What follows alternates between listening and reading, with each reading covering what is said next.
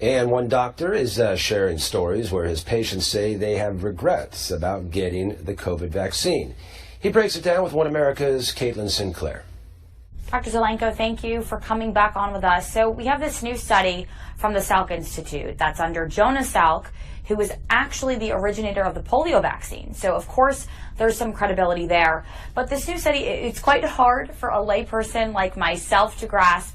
So when it comes to the vaccine, Doctor, this study explores the spike proteins that are created and its effects. Wherever you want to start, break this down for us, please. That the vaccine, every one of mRNA molecules that gets injected into you makes around 2,000 copies of the spike protein. And so essentially, your body is making trillions of these spike proteins, which migrate into your circulatory system and damage your blood vessels. That's why you hear a lot about blood clots, bruising, strokes, pulmonary infarcts sometimes.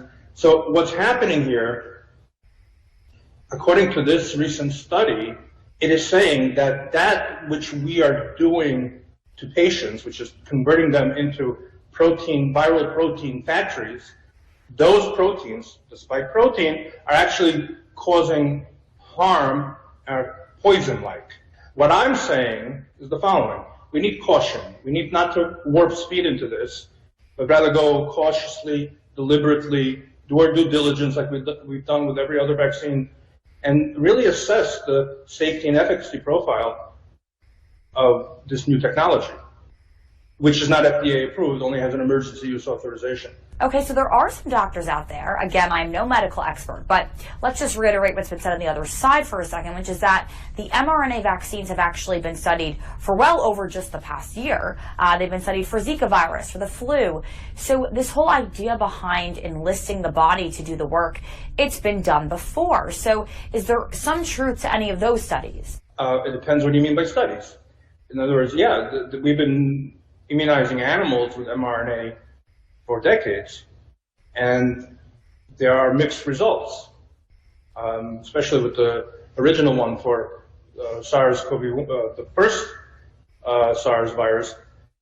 There were a lot of complications called antibody-dependent enhancement, where even though the animals developed a good immune response, many of them died when they were exposed to the virus because their immune system overreacted.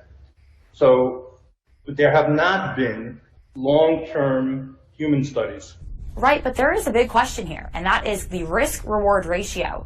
For young people, and this has been said over and over, those in that young, healthy category, well, why are we immunizing them if, according to the CDC, there is a 99.95% chance of recovery from the virus?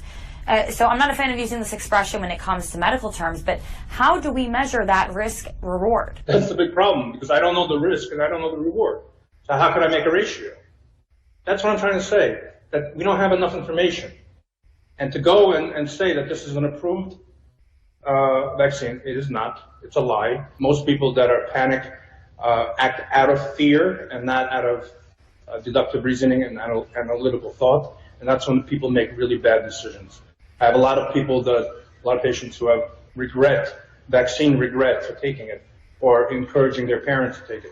So what I'm suggesting is we have plenty of data that show that prophylactic measures, some of them are even over the counter, or early intervention, essentially in your demographic, you don't even need treatment, but if you do need treatment, it eliminates the risk of death significantly. Especially in high-risk patients, we can reduce the risk of death from 7.5% to less than 0.5%. Wow, a vaccine regret.